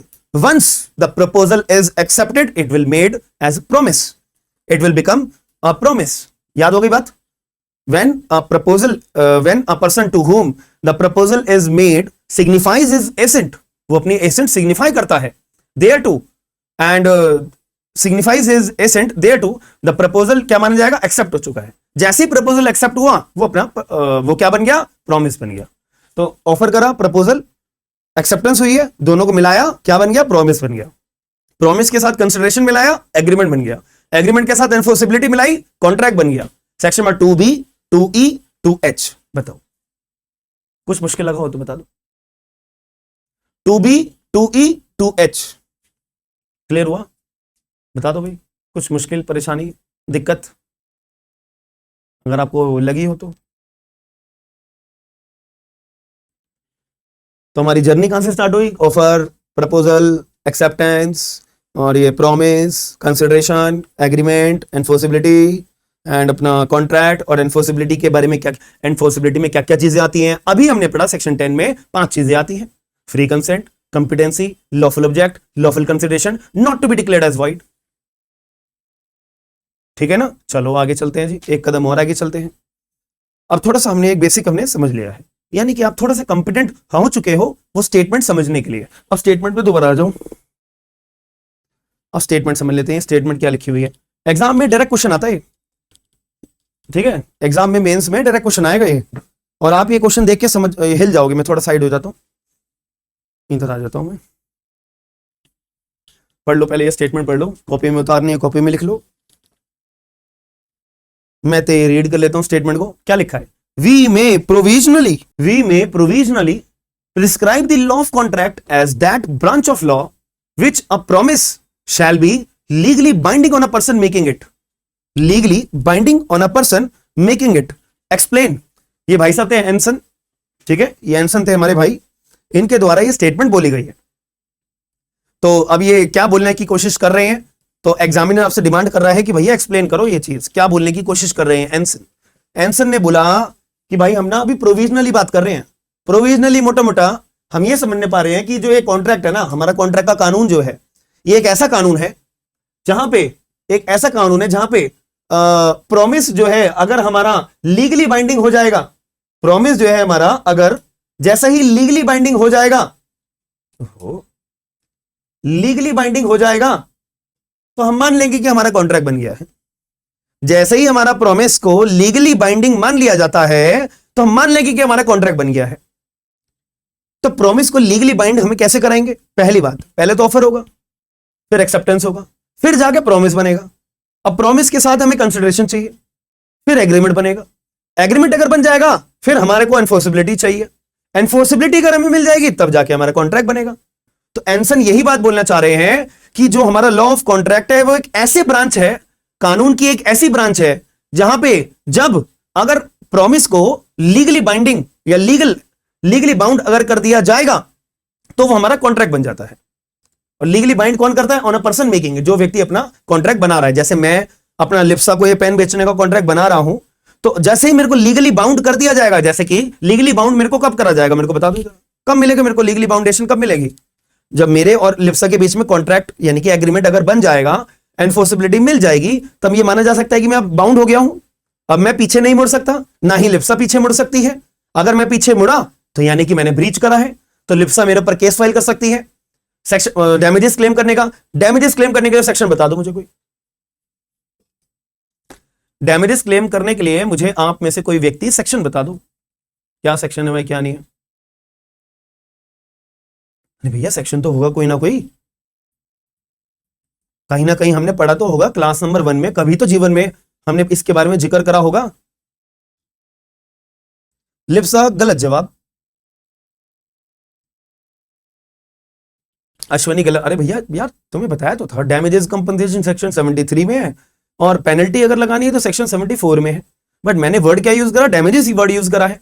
तो सूट फॉर डैमेजेस फाइल करोगे ना लिप्सा मेरे ऊपर, तो वो डैमेजेस यानी कि आपको जो नुकसान हुआ है 10 रुपए का पेन मैं आपको नहीं बेच पाया, तो डैमेजेस हुए हैं ना आपको, डैमेजेस से तो क्लेम करोगे, तो 73 में ही तो करोगे।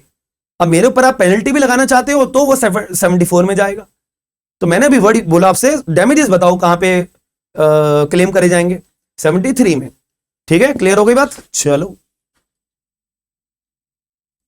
ठीक है। हाँ यही तो बात है ना, हम जितना ज्यादा बोलेंगे तो हमारी चीजें याद होंगी। और जब कोई होता है ना कि क्लास में एक इंसिडेंट होता है या सर ने इस बात में मुझे टोका था, तो वो बात याद रह जाती है जीवन भर, फिर हम कभी भूलते नहीं है।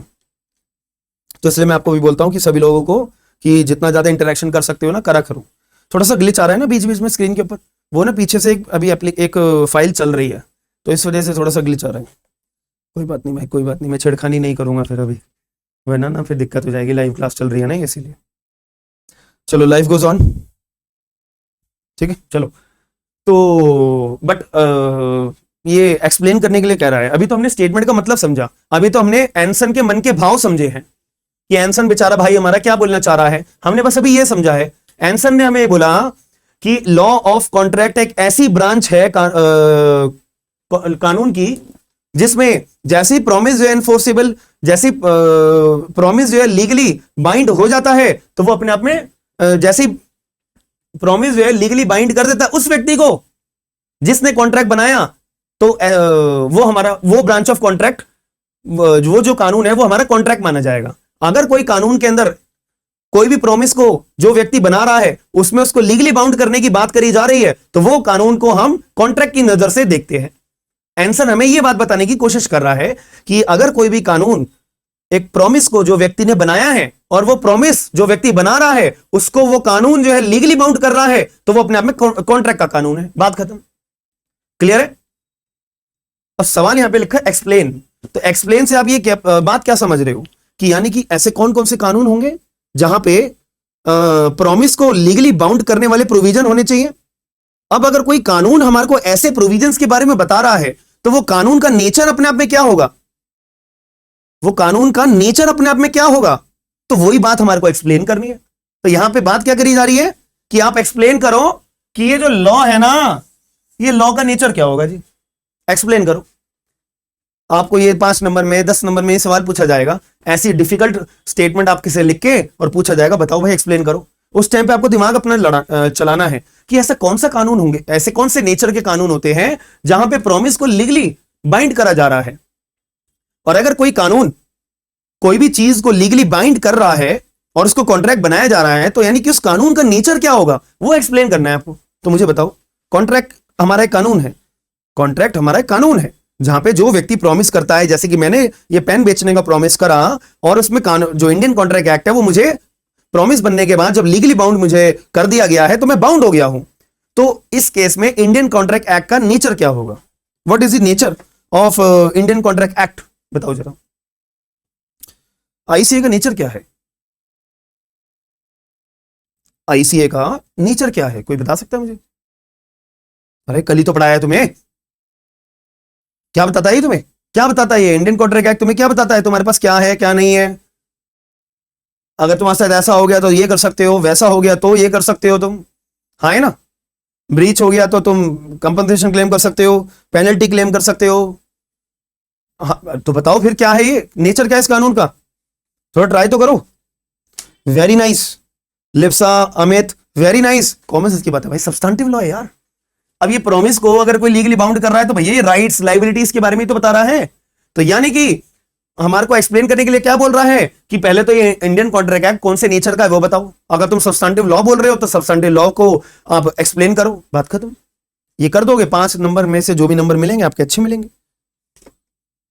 तो यानी कि इंडियन कॉन्ट्रैक्ट एक्ट, जो व्यक्ति बेचारा अपना प्रॉमिस बना रहा है उसको लीगली बाउंड कराने के लिए राइट्स लाइबिलिटीज क्या होंगे कि भैया तू देख बाउंड हो गया एक बारी तो तेरे ये राइट्स हैं और ये लाइबिलिटीज भी हैं। मेरे राइट क्या होंगे? लिप्सा आप मुझे पैसे दोगे ये पेन खरीदने के, और मेरी लाइबिलिटी क्या है कि लिप्सा मेरे ऊपर केस कर सकती है, डैमेजेस क्लेम कर सकती है, पेनल्टी क्लेम कर सकती है, एक्सेट्रा एक्सेट्रा। तो कुछ मेरे राइट्स भी हैं, कुछ मेरी लाइबिलिटीज भी हैं, कुछ आपकी भी राइट्स हैं, कुछ आपकी भी लाइबिलिटीज हैं। तो ये बातें कहां लिखी हुई है? हमारे इंडियन कॉन्ट्रैक्ट एक्ट में। तो इंडियन कॉन्ट्रैक्ट एक्ट का नेचर क्या हुआ? राइट्स एंड लाइबिलिटीज बता रहा है तो सब्सटेंटिव नेचर हुआ। तो आईसी हमारा किस नेचर का बना? कौन से नेचर का बना? ये सब्सटेंटिव नेचर। तो ये एक्सप्लेन हमें क्या करना है इसमें कि लॉ ऑफ कॉन्ट्रैक्ट कौन से नेचर का वो एक्सप्लेन करो। सब्सटेंटिव लॉ है वो एक्सप्लेन करना है, दैट्स इट, खत्म बात। ठीक है। तो बेचारे हमारे एंसन भाई हैं, उनके द्वारा क्या बोला गया कि लॉ ऑफ कॉन्ट्रैक्ट हमारा एक ऐसे ब्रांच ऑफ लॉ है जो बताता है कि अगर प्रॉमिस को लीगली बाइंड करा जा रहा है, जो व्यक्ति ने बनाया है, तो वो हमारा लॉ ऑफ कॉन्ट्रैक्ट माना जाएगा। तो बाउंड कर रहे हो तो राइट्स भी बाउंड करने का मतलब क्या है कि आप आपको बाउंड कर रहे हैं। बाउंड किस चीज के लिए भाई? कि देखो तुम्हारी कुछ राइट्स है, तुम्हारी कुछ लाइबिलिटीज है। तो अगर कोई कानून राइट्स और लाइबिलिटीज के बारे में बताता है तो वो अपने आप में सब्सटेंटिव लॉ है। तो समझ में आ गया? तो substantive laws are those laws which provides rights and liabilities of the parties subject to the provisions of law, subject to the provisions of law. ठीक है। जैसे कि हमारा ट्रांसफर ऑफ प्रॉपर्टी एक्ट होता है, तो ट्रांसफर ऑफ प्रॉपर्टी एक्ट के लिए हमें बता रखा है कि भाई देखो अगर आपको डीड बनानी है, सेल डीड या lease deed, gift deed, mortgage deed, कोई भी डीड अगर तुम्हें बनानी है तो बना सकते हो, कोई मना ही नहीं है। लेकिन कानून के अंदर लिखे हुए प्रोविजन का इस्तेमाल करते हुए आप डीड बनाओगे, क्योंकि अगर आप कानून के प्रोविजंस का इस्तेमाल करते हुए अगर डीड बनाओगे तो आप लीगली बाउंड हो जाओगे। अब लीगली बाउंड हो जाओगे का मतलब आपके कुछ राइट्स होंगे, आपकी कुछ लाइबिलिटीज होंगी। यानी कि इन टीपीए भी हमारा क्या बता रहा है? सब्सटेंटिव नेचर हो गया। दूसरा फैमिली लॉ, फैमिली लॉ में भी कुछ फैमिलीज के राइट्स बता रखे हैं, लाइबिलिटीज बता रखी है, ड्यूटीज बता रखी है।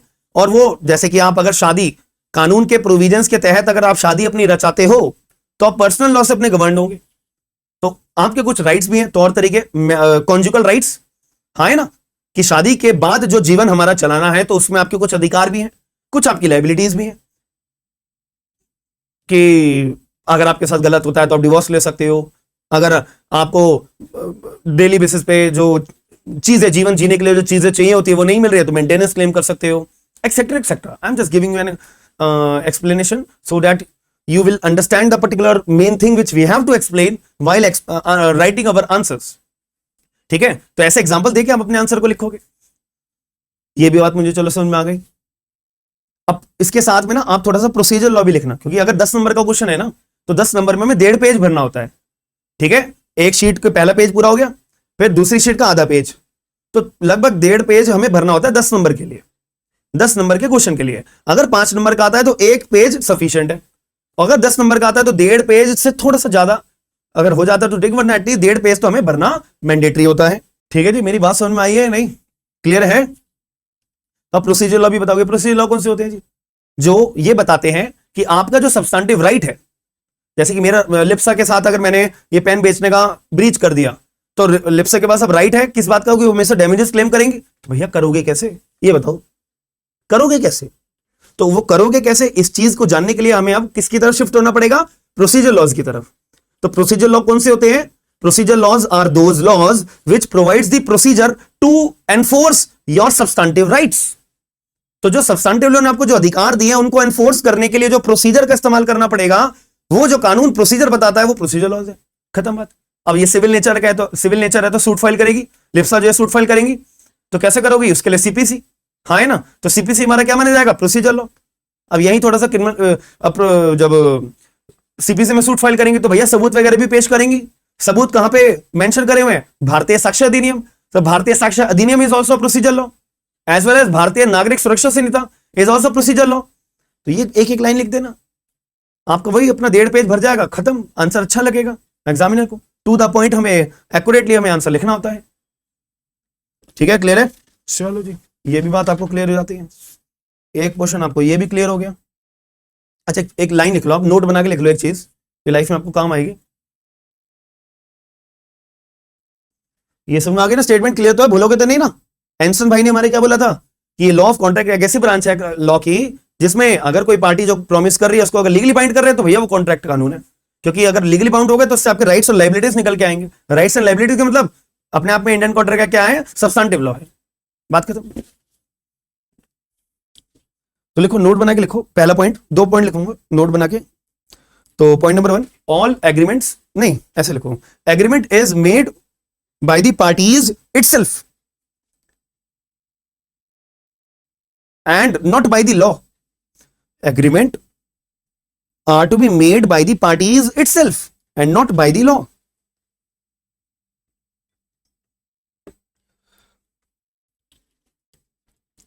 Agreements are made by the parties itself and not by the law. अच्छा, ये लाइन से आप लोग क्या समझे हो? कोई बता सकता है मुझे? 2 नंबर में सवाल आया, एक्सप्लेन। अरे सीधी सी बात है, मैं ये पेन 10 रुपए का बेचूं, 100 रुपए का बेचूं, 50 रुपए का बेचूं, ये पेन कितने रुपए का बेचना है इसका अधिकार किसके पास है? मेरे पास है, हाँ है ना। और मैं किसको बेचूं इसका भी अधिकार किसके पास है? मेरे पास है। मान लेते लिप्सा भी आ गई, विशाल भी आ गए, अमित भी आ गए पेन खरीदने, सर मैं खरीदूंगा, सर मैं खरीदूंगा। तो ये मेरी मर्जी चलेगी ना कि भाई मैं किसको बेचूंगा। मैं बोल रहा हूं कि भैया तुम तीनों में से जो पैसे ज्यादा बोलेगा उसका पेन उसको बेचूंगा, तो बोली लग रही है। अब एक बात समझ मारिए कि अब मैं किसके साथ एग्रीमेंट करना चाहता हूं ये मैं खुद डिसाइड कर रहा हूं। अब आप में से कोई पेन खरीदना चाहता भी है, नहीं भी चाहता है, या आप में से आपकी खुद आप डिसाइड करने की पावर रखते हो। तो ये जो लाइन मैंने लिखवाई है, agreement is made by the parties itself and not by the law, क्या ये लाइन सही है? कि मुझे किसके साथ एग्रीमेंट करना है, क्या टर्म्स एंड कंडीशन अपने एग्रीमेंट में रखनी है, ये मैं खुद ही तो डिसाइड करूंगा। ठीक है, क्लियर है मेरी बात? और वो terms and conditions as per the law ठीक होनी चाहिए, वो बाद में बात करेंगे अभी। तो एक बात इससे क्लियर हो रही है कि एग्रीमेंट्स मैं खुद बनाता हूं, कोई कानून नहीं बोल रहा। कानून ने नहीं बोला कि आप पेन जो है ये जागृति को बेचोगे और किसी व्यक्ति को नहीं बेचोगे, विशाल को नहीं बेचोगे। कानून ने बोला है मुझे ऐसा? नहीं यार, ये तो मैं खुद डिसाइड कर रहा हूं ना। तो agreement are made by the parties itself and not by the law. Second point लिखो। तो फिर लॉ पिक्चर में कब आता है? एक बार दोबारा डायग्राम पे आ जाओ जरा। लॉ पिक्चर में यहां पे कब आ रहा है? ऑफर मैं अपनी मर्जी से कर रहा हूं, एक्सेप्टेंस आप लोग अपनी मर्जी से कर रहे हो। अगर ये हो गया तो प्रॉमिस बन गया, कंसिडरेशन क्या होगी वो मैं खुद डिसाइड कर रहा हूं। ठीक है, फिर एग्रीमेंट बन गया, यानी कि एग्रीमेंट तक मैंने बोला कि ये मैं खुद डिसाइड कर रहा हूं। तो agreement is are to be made by the parties itself and not by the law. ठीक है, ये मैंने यहां तक तो बात समझ ली है। अब बात आ जाती है कॉन्ट्रैक्ट। तो कॉन्ट्रैक्ट बनने के लिए यानी कि एनफोर्सेबिलिटी का बैरियर मुझे क्रॉस करना पड़ेगा। अब जो लॉ है मेरी गर्दन पकड़ लेगा, एनफोर्सेबिलिटी के लिए अब कानून मेरी गर्दन पकड़ लेगा। क्या आयुष इधर आओ, कि क्या आपने सेक्शन नंबर 10 एनफोर्सेबिलिटी के लिए मैंने क्या कहा था? सेक्शन नंबर 10 कि आयुष आप एक बात बताओ, फ्री कंसेंट है आपकी? आपके ऊपर कोई जोर जबरदस्ती तो नहीं कर रहा है पेन बेचने के लिए, या सामने वाली पार्टी के साथ जोर जबरदस्ती तो नहीं हो रही है? नहीं हो रही है, ठीक है। और दोनों कंपिटेंट हो? हाँ जी। लॉफुल ऑब्जेक्ट है ये? हाँ जी। लॉफुल कंसिडरेशन है? हाँ जी। और not to be declared as void है? हाँ जी। चलो जी, अब कानून ने मेरे को अप्रूवल दे दिया कि ठीक है आपको एनफोर्सेबिलिटी दी जाती है, नाउ आप कॉन्ट्रैक्ट बना लो। आपका अब एग्रीमेंट जो है वो कॉन्ट्रैक्ट बन चुका है। तो यहां तक एक बात क्लियर हुई, एग्रीमेंट में खुद बना सकता हूं, लेकिन क्या कॉन्ट्रैक्ट में खुद बना सकता हूं? नहीं। कॉन्ट्रैक्ट बनाने के लिए मुझे एनफोर्सेबिलिटी का बैरियर क्रॉस करना पड़ेगा, और वो बैरियर हमारा कानून है, वो लॉ बैठा हुआ है। सेक्शन नंबर 10 नहीं है केवल, और भी बहुत सारे सेक्शन है, चीजें हैं, बट अभी हमने जितना बेसिक पढ़ा है उसके दिमाग से मैं आपको बता रहा हूं। ठीक है, तो लिखो दूसरा पॉइंट लिखो, contract is made by the law. Contract is made by the law where by, थोड़ा हाथ तेज चलाना, where by an agreement is enforceable by law is contract. An agreement is enforceable by law is contract by virtue of section 2H of ICA. By virtue of section 2H of ICA. बात खत्म। तो ये दोनों line समझ में आ गई ना, simple सी थी, समझ में आ गई, बट ये समझ नहीं पाते आधे से ज्यादा लोग। जो मैंने जो आपको ये समझ में आ गई है ना लाइन, अगर मैं आधे घंटे पहले या पौने घंटे पहले अगर ये लाइन बोल देता ना, आप लोग समझ नहीं पाते कि क्या बोल रहे भाई, ये एग्रीमेंट पार्टी बनाती है, कॉन्ट्रैक्ट लॉ बनाता है, क्या बोल रहे हैं सर। लेकिन अब लॉजिकली आप इसका जवाब समझ पा रहे हो। ठीक है, ये लाइन क्यों लिखवाई है। चलो एक कदम और आगे चलते हैं जी। अब थोड़ा सा एक चीज ऐसे देख लो, मैंने कल की क्लास में आपको बताया था वॉइड एग्रीमेंट्स क्या होते हैं, वॉइडेबल कॉन्ट्रैक्ट्स क्या होते हैं, वैलिड कॉन्ट्रैक्ट्स क्या होते हैं। एक एक छोटा सा नजर हम अपनी घुमा लेते हैं थोड़ा। ठीक है, पहले लिखो वॉइड एग्रीमेंट, एक लिखो वैलिड कॉन्ट्रैक्ट, एक लिखो वॉइडेबल कॉन्ट्रैक्ट। वॉइडेबल कॉन्ट्रैक्ट, एक चीज तो मुझे याद है भाई, वैलिड कॉन्ट्रैक्ट कब होता है, सेक्शन नंबर 2H में होता है, कि अगर कोई भी एग्रीमेंट के साथ में एनफोर्सिबिलिटी मिल जाती है तो कॉन्ट्रैक्ट बन जाता है। ठीक है, A+E=C, एग्रीमेंट के साथ अगर एनफोर्सिबिलिटी मिल जाती है तो कॉन्ट्रैक्ट हो जाता है। ये तो मैंने पढ़ लिया। अब थोड़ा सा वॉइड एग्रीमेंट्स को एक बार देख लेते हैं। तो section number 2G, G for goat, 2G open up करिए एक बार। इसके साथ हम दो सेक्शन एक बार रीड करते हैं, सेक्शन नंबर 2G और 2J। ठीक है, इसके साथ सेक्शन नंबर 2G और 2J, तब पूरी हमें कंप्लीट छोटी छोटी बात क्लियर होने लगती है। तो वॉइड एग्रीमेंट्स हमारे क्या होते हैं, यानी एग्रीमेंट वर्ड यूज करा, यानी कि भी एनफोर्सिबिलिटी नहीं मिली, यानी कॉन्ट्रैक्ट नहीं है। और वॉइड है, वॉइड का मतलब भैया पहले दिन से ही वॉइड है, पहले दिन से ही वॉइड है। कि क्या कोई मेरे से ये AK-47 खरीदेगा तो AK-47 अपने आप में खरीदना बेचना अलाउड है? नहीं। कंसिडरेशन देना अलाउड है? नहीं। Not to be expressly void, बिल्कुल वॉइड है, एक्सप्रेसली वॉइड है। तो इसको एनफोर्सिबिलिटी तो मिल ही सकती है, और इनफैक्ट ये इलीगल भी है, हाँ है ना। तो ये पहले दिन से ही वॉइड है, तो कॉन्ट्रैक्ट तो जीवन में नहीं बन सकते, हाँ है ना। जो चीज पहले दिन से वॉइड है तो वो जीवन में उसको एनफोर्सिबिलिटी मिल नहीं सकती है, तो फिर एनफोर्सिबिलिटी नहीं मिल सकती तो भैया कॉन्ट्रैक्ट किस मुंह से बनोगे तुम, हाँ है ना। Am I clear? तो इसलिए हमेशा वॉइड के साथ एग्रीमेंट आता है। वॉइड कॉन्ट्रैक्ट नाम की कोई चीज नहीं होती है। अगर कोई टीचर ने आपको पढ़ाया है, गलत पढ़ाया है, ये बात को याद रखना। वॉइड कॉन्ट्रैक्ट नाम की कोई चीज नहीं होती है, कोई कंसेप्ट नहीं होता है। वॉइड कॉन्ट्रैक्ट आप बोल रहे हो, इसका मतलब क्या है कि आपका जो कॉन्ट्रैक्ट था, जो आपके बीच में समझौता था, वो पहले यानी कि वैलिड था, और बाद में फिर वो जो है अपना वॉइड हुआ है। तो समझ में नहीं, यानी कि AK-47 में बेच रहा हूं यानी वैलिड बेच रहा हूं, बाद में वो वॉइड हो रही है, तो इट्स नॉट पॉसिबल। अभी धीरे धीरे समझाऊंगा, ये बात याद कर लेना। सेक्शन नंबर 2G को एक बार रीड करो।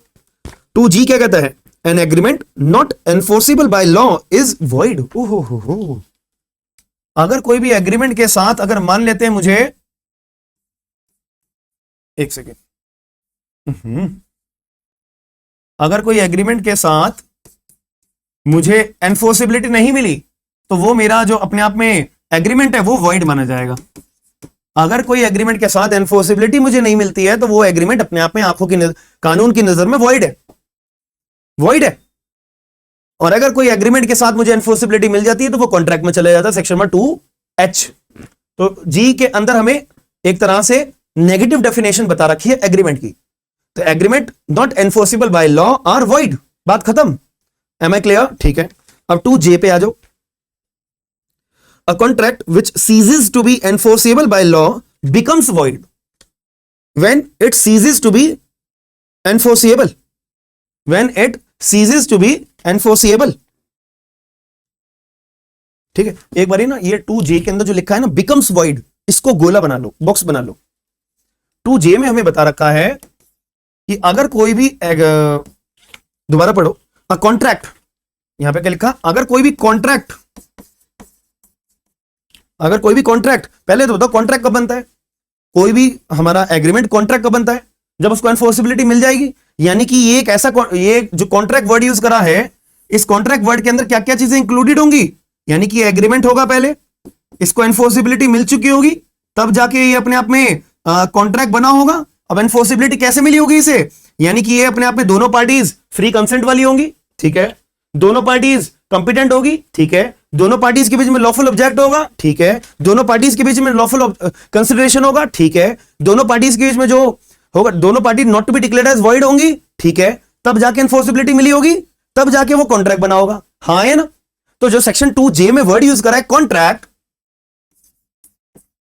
जो सेक्शन 2J में सबसे पहला ये वर्ड लिखा है कॉन्ट्रैक्ट, अ कॉन्ट्रैक्ट, तो कॉन्ट्रैक्ट समझ में आ गया, ये कॉन्ट्रैक्ट वर्ड यूज करा है, ठीक है। तो 2G में क्या, जे फॉर जोकर, ठीक है, 2J में a contract which ceases to be enforceable by law. अब to be ceases to be enforceable by law, यानी कि एनफोर्सिबल पहले था, बाद में, यानी कि आगे चल, आज तारीख क्या है, कोई भी तारीख लिख दो, 1 मई लिख देता हूं, 1 मई को मैंने क्या अपना एग्रीमेंट बनाया, एनफोर्सिबल था, कॉन्ट्रैक्ट था। मान लेते हैं चंदन की लकड़ी का, हमारे मैं एग्जांपल दे रहा हूं, हाइपोथेटिकल एग्जांपल है, चंदन की लकड़ी मेरे घर पे मेरे पास पेड़ है, मेरे पे बगीचा है मेरा, मैं उगाता हूं बेचता हूं, मैं उगाता हूं बेचता हूं, लीगल है, सब कुछ बढ़िया है। तो आप आए, अमित आए मेरी दुकान पे, ठीक है, कि सर ये चंदन की लकड़ी मैं खरीदना चाहता हूं। मैंने कहा भाई एक लकड़ी कितनी लकड़ी, कहने सर एक लकड़ी खरीदनी है। मैंने कहा 100 रुपए की है, ठीक है। तो अमित फ्री कंसेंट है आपके मेरे बीच, हाँ, एनफोर्सेबल ये और कॉम्पिटेंसी है, हाँ, लॉफुल ऑब्जेक्ट, हाँ, कोई सरकार की कोई गाइडलाइंस नहीं है, कोई लॉ नहीं है, कोई रूल्स एंड रेगुलेशन अभी नहीं बनाए हुए हैं, ठीक है, सब सही चल रहा है। तो एनफोर्सिबिलिटी मुझे मिल गई है, बिल्कुल मिल गई है। तो अमित और मेरे बीच में जो चंदन की लकड़ी को बेचने का खरीदने का एग्रीमेंट बना है, एनफोर्सिबिलिटी मिलने के बाद वो कॉन्ट्रैक्ट बन गया है, बिल्कुल बन गया है। चलो फिर आगे चलते चलते चलते चलते मैंने कहा भाई देखो चंदन की लकड़ी अभी मैं तुम्हारे को 5-6 दिन में तुम्हारे घर डिलीवर करवा दूंगा अमित, एम आई क्लियर, ठीक है। अब क्या हुआ, आगे चलते हुए 5 मई आई, सरकार ने एक रूल ऑर्डर जारी कर दिया कि कोई भी इंडिया में कोई भी चंदन की लकड़ी को खरीदेगा बेचेगा वो बैन है, वो बैन है, अलाउड नहीं होगा, कानून से मान्यता प्राप्त नहीं होगी, बात खत्म। तो जो मेरा, अब बताओ 5 मई को जो अब मेरा और ये अमित के बीच में जो पहले कॉन्ट्रैक्ट हुआ था 1 मई को, अब 5 मई को उस कॉन्ट्रैक्ट की वैल्यू क्या रहेगी बताओ जरा। क्या एनफोर्सिबिलिटी बरकरार रहेगी, नहीं रहेगी। क्या एनफोर्सेबल रहेगा हमारा कॉन्ट्रैक्ट, नहीं रहेगा। क्या एनफोर्सिबिलिटी सरकार ने या कोई रूल बना के वो छीन ली गई है, क्या एनफोर्सिबिलिटी छीन ली गई है हमसे, बिल्कुल छीन ली गई है, बिल्कुल छीन ली गई है यार। तो क्या लिखा है, कॉन्ट्रैक्ट विच सीजेज, रोक लग गई है अब यार बेचारा एनफोर्सिबिलिटी के ऊपर, बिल्कुल। तो मैं बोल सकता हूं कि रूल आने के बाद अमित और मेरे बीच में चंदन की लकड़ी का जो कॉन्ट्रैक्ट था, जो वैलिड था 1 मई को, 5 मई को रूल आने के बाद एनफोर्सिबिलिटी के ऊपर रोक लगा दी यार बेचारी, सीज हो गई है। तो सीज हो गई तो अब मैं ये बोल सकता हूं कि जो मेरा ये पहले वाला कॉन्ट्रैक्ट जो वैलिड था वो अब क्या बन गया है, बिकम्स वॉइड। क्या बन गया, बिकम्स वॉइड। हालात ऐसे पैदा हो गए कि अब वॉइड हो गया, बिकम्स वॉइड हो गया। तो इससे हमें क्या समझ में आता है कि कभी भी वॉइड जो है हमारा एग्रीमेंट होता है। क्या ये इससे हमें एक बात निकल के आ रही कि क्या वॉइड कॉन्ट्रैक्ट हुआ है, क्या कॉन्ट्रैक्ट वॉइड हुआ है या कॉन्ट्रैक्ट बिकम्स वॉइड हुआ है। दोनों शब्दों में अंतर है, एक होता है वॉइड कॉन्ट्रैक्ट, वॉइड कॉन्ट्रैक्ट का मतलब है जो स्टार्टिंग से वॉइड होता है। तो स्टार्टिंग से अगर कोई चीज वॉइड है तो उसमें एनफोर्सिबिलिटी मिल सकती है, नहीं मिल सकती। तो क्या वो एग्रीमेंट से कॉन्ट्रैक्ट बनेगा, नहीं बनेगा। तो ये वर्ड यूज करना वॉइड कॉन्ट्रैक्ट गलत होगा ना, क्लियर है मेरी बात, ठीक है। अब हमारे केस में पहले कॉन्ट्रैक्ट वैलिड था, ठीक बढ़िया है, बाद में जाके हमारा कॉन्ट्रैक्ट वॉइड हुआ, तो ये हमारा कॉन्ट्रैक्ट बिकम्स वॉइड हुआ है या कॉन्ट्रैक्ट वॉइड हुआ है, कॉन्ट्रैक्ट बिकम्स वॉइड हुआ है। क्लियर है मेरी बात या नहीं। तो ऐसे केस में आपसे कोई बोलेगा बेटा कौन सी टर्म सही है, वॉइड कॉन्ट्रैक्ट टर्म सही है या कॉन्ट्रैक्ट बिकम्स वॉइड टर्म सही है। तो आप बोलोगे कॉन्ट्रैक्ट बिकम्स वॉइड जो टर्म है वो सही है, क्योंकि वॉइड कॉन्ट्रैक्ट नाम का कोई कंसेप्ट ही नहीं होता है, पॉसिबल ही नहीं है।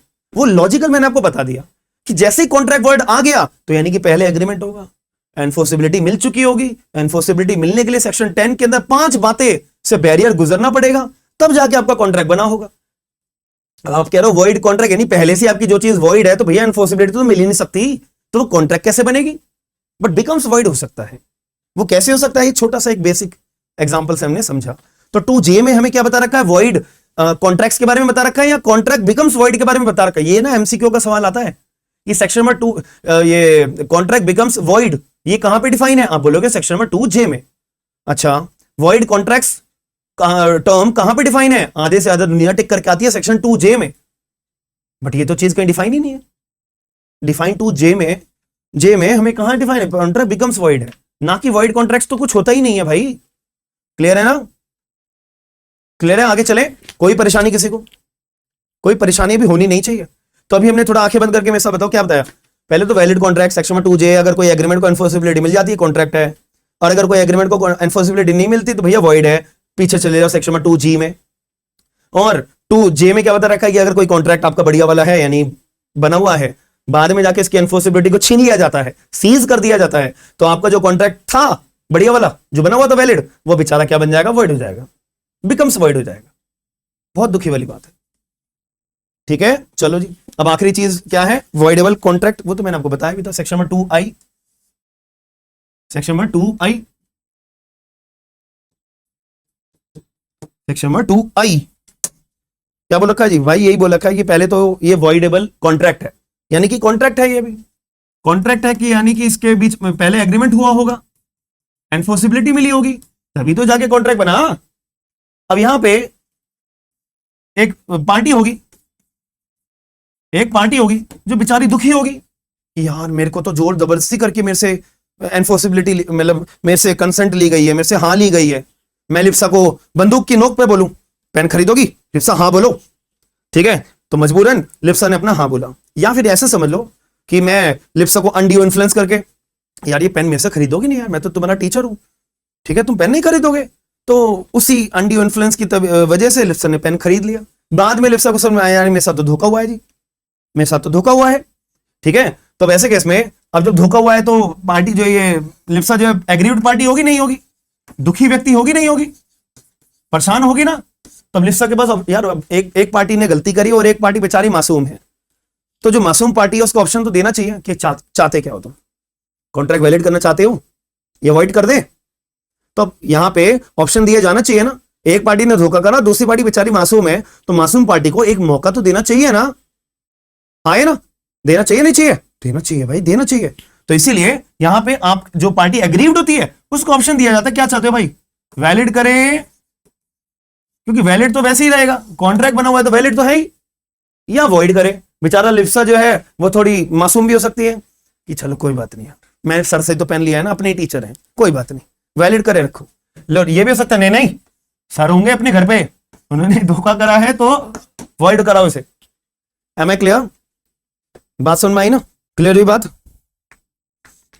सेक्शन 2I को एक बार रीड कर लो, बेरेक से रीड कर लो, वरना बेरेक हमसे नाराज हो जाता है ना यार, मेरे को तो तुमने पढ़ा ही नहीं। सेक्शन 2I तो क्या कह रहे हैं, अगर कोई भी एग्रीमेंट जो एनफोर्सेबल बाय लॉ है तो वो तो कॉन्ट्रैक्ट होता है, at the option of one और more parties thereto, but not the option of other. जैसे कि एक पार्टी के पास ऑप्शन है वैलिड करें या नहीं करें, दूसरी पार्टी चुपचाप शांत खड़ी रहेगी, तो जो शांत खड़ी करने वाली पार्टी कौन सी है, जैसे कि मैं जो धोखा करा है, और जो ऑप्शन वाली पार्टी की वैलिड करो वॉइड करो, वो कौन सी पार्टी, लिप्सा वाली पार्टी, एग्रीव्ड पार्टी, हाँ है ना। तो दोबारा पढ़ो एक बारी, an agreement which is enforceable by law at the option of one party, one और other party thereto, but not at the option of other, जो कि मैं हूं, जो धोखे वाली पार्टी होती है, is a voidable contract, is a voidable contract, that's it. ठीक है जी, क्लियर है। तो आज की क्लास हमारी यहीं पे समाप्त होती है। एक बार ऐसे भी आप समझ सकते हो, एक लाइन ऐसे, यहां पे एक और चीज लिख लो छोटी सी, सेक्शन नंबर 65, सेक्शन नंबर 65, ये आगे चल के पढ़ाऊंगा बट लिख लो एक लाइन, एक बार ही होता है एग्रीमेंट, ऐसे लिख लो, agreement is discovered to be void, agreement is discovered to be void. जैसे कि एग्जांपल ये ले लो, मेरे घर पे घोड़ा है, हॉर्स, तो मैं अपना हॉर्स बेचने का मैंने ऑफर लगा रखा है कि हॉर्स मैं अपना 50,000 रुपए का बेच रहा हूं, कोई खरीदना चाहता है तो आ जाओ। तो अश्वनी ने मन बनाया कि सर मैं आपका हॉर्स 50,000 रुपए में खरीदने को रेडी हूं। मैंने कहा घर आ जाना, तो कहने लगा कोई नहीं, आप फोटो दिखा दो। मैंने फोटो दिखा दी, ठीक है, हाँ मेरे को तो भी यही हॉर्स चाहिए था। तो अब अश्वनी और मेरे बीच में कॉन्ट्रैक्ट एग्रीमेंट बन गया ठीक है, चलो जी। फिर मैं अपना डील विल फाइनल करके अमित ने मुझे 5,000 रुपए एडवांस दे दिए, फाइनल हो गया अब। ठीक है, अब मैं घर आया, घर आके मैंने अपने हॉर्स को देखा, मैंने देखा यार हॉर्स तो मेरा डेड हो चुका है, मेरा हॉर्स जो है घोड़ा वो मर चुका है। तो ऐसे केस में बताइए कि अब मैं जो हॉर्स मेरा जो मैं बेचने वाला था अश्वनी को, क्या वो मैं बेच सकता हूं? अब नहीं बेच सकता भाई, पॉसिबल ही नहीं है। क्या अश्वनी खरीद सकते हैं? अब पॉसिबल ही नहीं है। तो इससे एक बात क्लियर होती है, agreement discover to be void, जिसमें जब एग्रीमेंट बन रहा था उस टाइम पे ना मुझे पता था हॉर्स मर चुका है, ना अश्वनी को पता था हॉर्स मर चुका है। तो ऐसी स्थिति में, ऐसी सिचुएशन में एज पर सेक्शन 65 क्या माना जाता है? ये एक ऐसा एग्रीमेंट है जो डिस्कवर वॉइड हो गया है, जो डिस्कवर्ड हो गया है कि वॉइड है। क्लियर है? अभी बस बेसिक बात मैंने ये समझाई है, बाकी धीरे धीरे हम चीजों को समझेंगे। टेंशन लेनी नहीं होती, टेंशन देनी होती है। ठीक है, हम टेंशन खुद लेते हैं बिना वजह की। तो जितना पढ़ाया उसको रिवाइज करना। सेक्शन नंबर 2 आई में क्या था, सेक्शन 2 जे में क्या था, सेक्शन नंबर 2 जी में क्या था, सेक्शन नंबर 2 एच में क्या था, और सेक्शन 73 में क्या था, सेक्शन 74 में क्या था, सेक्शन नंबर 10 में क्या था, और सेक्शन 65 में क्या था। ठीक है, और सेक्शन नंबर 1 के सेविंग क्लॉज में क्या था, प्रेम्बल में क्या था। ठीक है, सेक्शन नंबर 10 के पैरा 2 में क्या था, सेक्शन 190 में क्या था, सेक्शन 211 में क्या था, और 11 के जो 11 चैप्टर्स हैं वो हर एक क्या बताते हैं, मतलब बताओ, एक्सप्लेन करो, 11 पार्ट्स। ठीक है, वो क्या था, और एंडसन की जो स्टेटमेंट थी उसको पढ़ने के बाद क्या बात निकल के आती है कि नेचर ऑफ द कॉन्ट्रैक्ट क्या, कॉन्ट्रैक्ट का लॉ ऑफ कॉन्ट्रैक्ट का क्या निकल के आता है, वो क्या था। ठीक है, और वो सारी चीजें आप अपनी रिवाइज करिएगा। क्लियर है? तो ये थी हमारी डेमो क्लास नंबर 3। चलो फिर अश्विनी एक बार मैसेज कर दो भाई, एप्लीकेशन पे मैसेज कर देना। ठीक है, ठीक है जी। चलो हम मिलते हैं फिर नेक्स्ट क्लास में। Bye, take care, signing off, have a good day all of you. किसी को कोई परेशानी, कोई दिक्कत, कोई भी इश्यू रहे तो आप मैसेज कर दो एप्लीकेशन के ऊपर। कोई भी परेशानी आए आपको तो आप जस्ट मैसेज ड्रॉप कर देना, मैं आपके पास अवेलेबल रहूंगा। बस ये हो सकता है कि कभी मैसेज थोड़ा सा लेट आएगा। ठीक है, 1 घंटे बाद आए, 2 घंटे के बाद आए, कोई बात नहीं, बट आ जाएगा। ठीक है जी, चलो मिलते हैं नेक्स्ट क्लास में। Bye, take care, signing off, have a good day all of you. ठीक है जी, चलो।